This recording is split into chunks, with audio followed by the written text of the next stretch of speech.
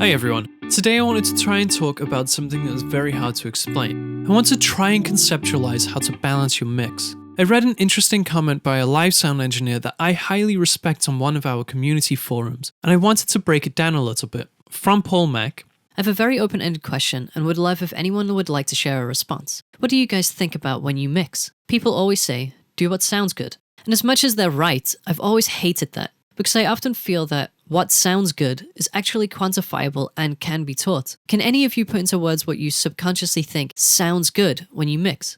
Now this got me thinking, is there a way to even quantify how to mix? I think many of us can agree what sounds good and what sounds bad, but we can't always explain why. And this is because, in my opinion, mixing is equally creative and technical. As sound engineers, we have to think technically about how to solve problems, but we are still trying to create a sense of a heightened emotion from the artist on stage, and trying to emotionally move people is very much a creative endeavor. The technical side is very easy to explain. How to eliminate feedback, how to drive a PA system efficiently, and all of the previous videos that I've done have been rather technical, but nothing has been about emotionally moving the audience in a way that sucks them into a performance. Now you do need to understand all of the technical reasons behind something so that you can take that understanding and use it in a creative way. And in this video, I'm going to try and explain more of the creative side of what I do, at least in terms of what I think about when approaching a mix. This is all about making sure that you maintain the correct focus and emotional feel in the mix. I won't be doing a deep dive into the effects that I use or any problem solving. This is purely a conceptual basis. I will hopefully be making some more videos that will describe the technical approach to what I'm trying to achieve. And if you would like to see more videos like this, hit the like and subscribe button down below. It greatly helps this channel out, and in turn will allow me to make more content in the future. Now that we have the obligatory YouTube algorithm part out of the way, let's carry on with our video. Let's just think about our 3D space for a moment. We have our stereo image, which represents a 3D space in front of us. With these two speakers, we can achieve a sense of height, width, and depth. If height is a little hard to conceptualize, we can think of this as our frequency spectrum. Let's just populate this space a little bit. We normally have a singer, we have a bass, we have something in the sides like guitars or synths, and then we have something that creates transients like our kick and snare. Now, our transients are rather momentary and get out of the way very quickly, so the amount of real estate that they take up is reduced, which is important to remember as our mixes get more dense. Now, why I believe that what we do can be boiled down to a somewhat technical level is that there are a lot of rules to follow when creating a complete sounding mix, and depending on what genre we are looking at, different elements are more important and should take up more real estate. If we are working with a lyrically focused artist, like pop or country, or basically any artist that is supported by session musicians, the focus is that particular artist. Everyone else comes second to them, so it stands to reason that they will take up most of the real estate. They are the front and center, and as long as that happens, your mix will come together. Sort of. You still have to balance the rest of the band, but they must not detract away from the artist that everyone is paid to see. I've always thought of this approach as creating a bed where the whole band sits and are around about an even balance, and then the main features that we need to hear, so in this case the vocal, would sit just on top of that mattress. It seems that I'm not the only person that thinks like this, because I posted this question to see what other sound engineers would say, and I got a very similar response from this person. Now, in terms of different genres, hip-hop for example, the bass line starts to fill more of the frequency spectrum and demands more attention. It's the part of the music that makes everyone move like this. Rock music is an interesting one. Everyone wants to hear their favorite musician. The guitarists want to hear the guitar player, the drummers want to see the drummer, the singers want to see the singer, and that is very much the approach of Pooch, who mixes Iron Maiden. Iron Maiden, everybody has their favorite band member, you know, amongst the guys. They all want to hear them, and they're all important. So now everything has to have a balance of how much real estate it takes. In the case of EDM, it would be more about the kick and the bass line to make sure that those elements are heard clearly over everything else, as that is what gets everyone dancing to this music. Once you have determined what the main focus of your mix is, you can make sure that those elements stand out as clearly as possible, and then start to figure out how to fit everything else around it. Let's just have a listen to some music for a bit and figure out what the main focuses are. Here we have a song called Into the Cold by Justin Dunlop. I'll leave a link to the artist in the description below and the video that this music was used for. Okay, so let's have a listen. The Ain't no time to pack your things. Listen to the back door swing.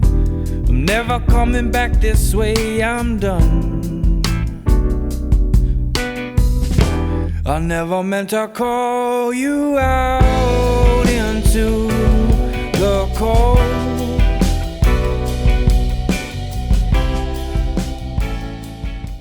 The main focus in this music is clearly the vocal. That's where the melody and the interest is, so it's important that this mix doesn't get in the way of it. However, later on, we crescendo into the last chorus of the song, and the mix starts to get a little bit more dense, and everything starts filling up more real estate. Now, perceptively speaking, the loudest sounds fill the frequency spectrum. An even balance of those frequencies stops the element from feeling muddy, harsh, and unbalanced, so with our most important element, in this case the vocal, we want to make sure that it fills a nice chunk of that real estate in our mix while still sounding natural. This is the reason why lots of pop vocals sound very bright, as they are extending that real estate into the high end. To increase the size of this vocal, not only is there a level increase, but we also added a little bit of reverb to increase the width of this vocal as well. Ain't no time to pack your things. So now we have some height and we have some width to this vocal. But we have to be careful to make sure that the reverb doesn't detract away from what the voice is doing. So we add a little bit of a pre-delay to keep that vocal defined and just push the reverb back a little bit. Moving on to the drums, they keep the pace of this music, but they never become the main event. They just hold the beat down and keep time and never take up too much room. They are also using a reverb, not to take up more real estate, but to blur those hits slightly so they don't have a crisp edge that draws too much attention to them. Our bass sits in the low end with the kick drum to anchor the mix to the ground and fill the space between those beats, and it sits at the same level, not covering or hiding the kick drum, just sharing that space. Our vocal doesn't go down that low, so it's nice to have a consistent moving rhythm in that area. During the verse, there is a Wurlitzer that sits as a nice pad and a bed for our vocalist to sit on top of. It's our grounding in the song, and even though we know it is there, it is both quieter and sits more in the low mids than the high end. This sits it back in the mix nicely and keeps it away from where the vocal mostly sits. And on our left, we have a little guitar that is playing stabs throughout the verse. It grabs our attention enough that we know it's there, but it's pushed back enough that it doesn't distract us. There is actually a little bit of slap delay on there to give it some depth and push it back in the mix. I'll show you a quick comparison of the two, and I'll turn it up a little bit for your benefit. There ain't no time to pack your things. Listen to the back door swing. I'm never coming back this way, I'm done.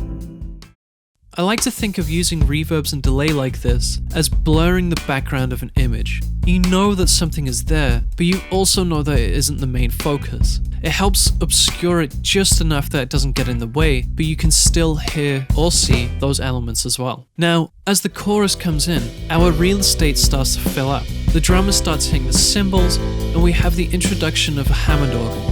This is the final chorus of the song and the large crescendo as I mentioned earlier. The lyrics are now repeated over and over. I never meant to call you out into They become less important, so we can start allowing some of those elements to take over.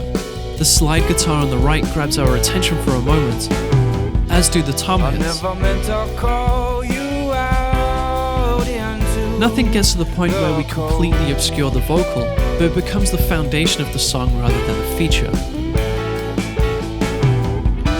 I never meant to call you out into the cold. All of these movements join together to help convey an emotion, and those little moments just tease the audience away to give them something interesting to listen to and stops the music from feeling repetitive.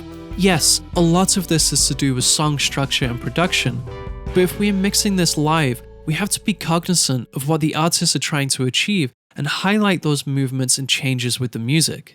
The important thing here isn't to create an even balance of everything, but is to have everything support our main theme. This is both in terms of live sound and a studio context, as I believe those lines are being blurred more and more these days. This is also going from the perspective that you live in an ideal world. This isn't always the case, and sometimes solving problems takes precedence over being creative. This is the fine line between the creative and technical side of being a sound engineer, and something that keeps the job incredibly interesting, as every day is a different situation. I really hope that you've learned something here, and if you would like to see more videos like this, or join the discussion, just comment down below. I would love to hear what other people's approaches are, because it's very interesting learning from other people what they do. And again, please hit the like and subscribe if you would like to see more content like this, and share it to any medium that you would like. I'll see you next time.